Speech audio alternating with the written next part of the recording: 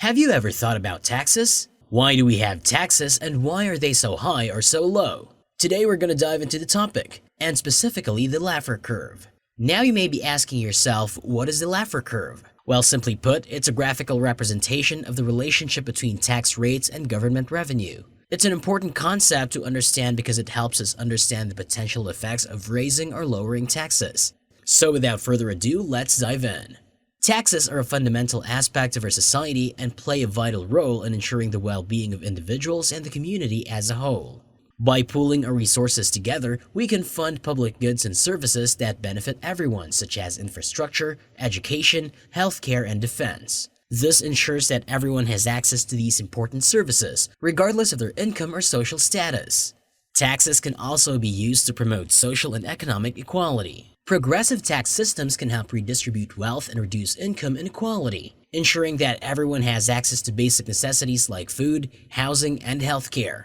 Additionally, taxes can be used to regulate markets and prevent negative externalities such as pollution and the negative health effects of tobacco and alcohol. Governments may also use taxes to pay off government debt and interest on that debt. By collecting taxes, the government can pay back the money it borrowed, as well as the interest on that debt.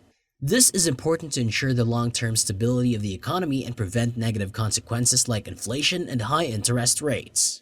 At last, taxes can be used to provide public goods and services efficiently. When the government provides goods and services, it can do so at a lower cost than private companies because it doesn't have to make a profit. This can lead to cost savings for individuals and businesses and ensure that everyone has access to these important services. Overall, while taxes may seem like a burden, they are necessary for the functioning of a fair and just society. By paying taxes, we contribute to the common good and ensure that everyone has access to the goods and services they need to thrive. So let's dive into the topic if the taxes are too high or too low. How would that affect us? And what does the Laffer Curve imply? Let's start by looking at what happens when taxes are too high. When tax rates are very high, people have less of an incentive to work, save, and invest because they are not able to keep as much of their income. This can lead to a decrease in economic activity and a slowdown in economic growth. As a result, government revenue may actually decrease because people are not earning as much, which means there's less to tax.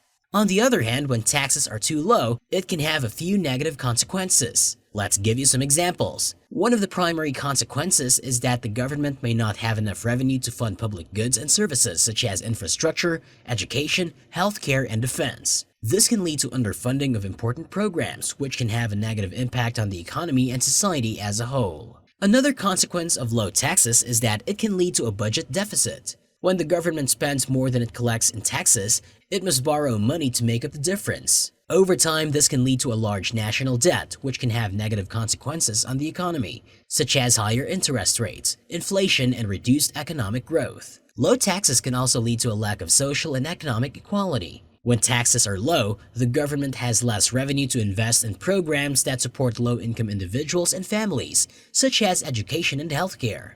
This can exacerbate existing social and economic inequalities, making it harder for people from disadvantaged backgrounds to succeed. Overall, while low taxes may seem appealing in the short term, they can have negative consequences on the economy and society over the long term. It's important for policymakers to balance the need for revenue with the potential negative consequences of high taxes, as well as the potential negative consequences of low taxes. So, where does the Laffer Curve come in? The Laffer Curve is a graphical representation of the relationship between tax rates and government revenue. It shows that as tax rates increase from zero, government revenue also increases. However, at a certain point, further increases in tax rates will lead to a decrease in government revenue. This is because as tax rates increase, people have less of an incentive to work, save, and invest, which can lead to a decrease in economic activity and a slowdown in economic growth.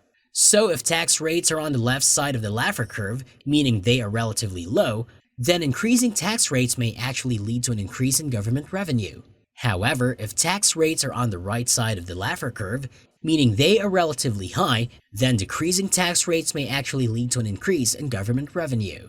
In conclusion, taxes are an important tool for governments to fund public goods and services. However, there is a fine balance between collecting enough revenue to fund these services and not discouraging economic activity by taxing too much. The Laffer Curve helps us understand the potential effects of raising or lowering taxes and can be used as a guide for policymakers when making tax decisions.